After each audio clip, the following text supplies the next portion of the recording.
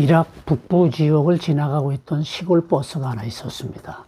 사람들이 가득 탄 버스가 모퉁이를 돌자 이슬람 과격파들이 손에 총을 들고 버스를 강제로 세우고 사람들을 다 내리게 합니다.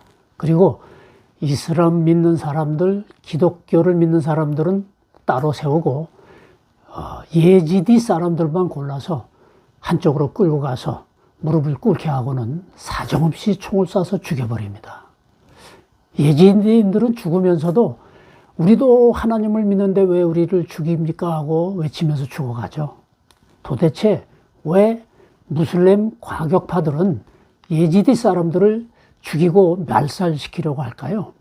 순박하고 천진해 보이는 예지디인들은 누구이며 어디서 온 종족일까요? 2800년 전 이스라엘의 예언자 요나에게 하나님께서 아시리아의 수도인 니느웨로 가서 저들에게 회개하지 않으면 멸망을 시킬 것이라고 메시지를 전하라는 그런 명령을 요나에게 주시죠. 하지만 요나 선지자는 하나님의 명령을 어기고 반대편 바다 쪽인 다시스로 도망을 치죠.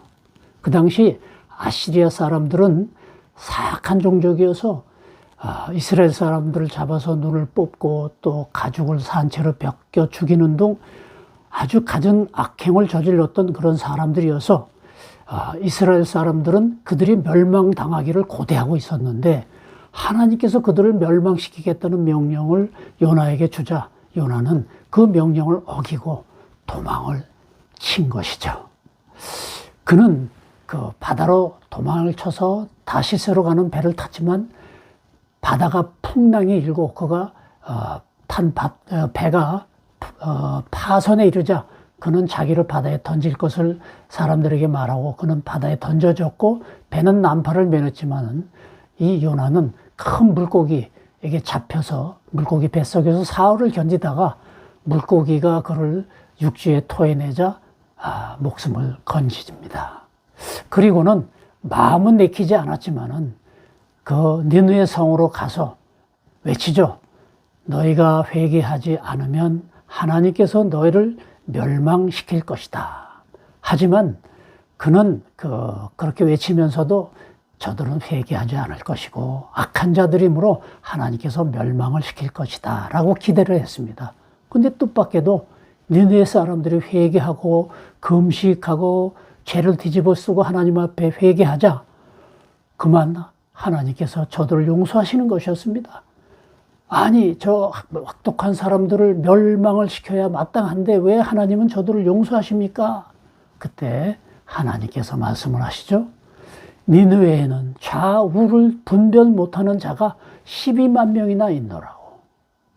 시간이 흘러서 아시리아는 바벨론에게 멸망을 당했고 니느웨 사람들은 흩어져서 방랑 생활을 하면서 남의 땅에서 가축을 잃으면서 사는 신세가 되죠. 그런데 언제부턴가 그들의 조상들이 악마, 즉 사탄을 숭배하는 종교를 만들어서 그들 후손에게 물려주었고 그들은 사탄을 믿으면서 지금까지 살아오고 있었던 것이었습니다. 그리고 그들은 그 사탄을 숭배하는 것이 하나님을 믿는 것으로 착각을 하고 열심히 믿고 살고 있죠. 그들은 외치고 있습니다. 우리도 하나님을 믿고 사는데 왜 우리를 핍박하느냐고. 그렇다면 하나님은 저들을 어떻게 보시고 계실까요? 사탄을 숭배하니 이슬람 과격파들처럼 모두 다 죽여야 할까요? 요나서를 다시 돌아보면 하나님은 저들 중에 좌우를 분별 못하는 자가 많이 있다고 하시면서 그들을 구원하시기를 원하고 계신다는 것이죠. 태어나면서부터 조상들이 물려준 잘못된 신앙으로 인해서 사탄이 하나님인 것으로 잘못 알고 믿는 자들, 그들을 깨우쳐 돌아오게 하시기를 원하고 계신 것이죠. 또 있습니다. 나면서부터 김일성이 하나님인 줄 착각하고 살아가는 저 북한의 내 동포들. 하나님은 저들을 불쌍히 여기시고 구원하기를 원하고 계십니다. 마치 집을 나간 아들을 기다리는 아버지처럼 오늘도 저들이 돌아오기를 간절히 원하고 계십니다. 누가 저들을 구원하러 갈까? 이 시대의 요나를 하나님은 지금도 찾고 계시죠.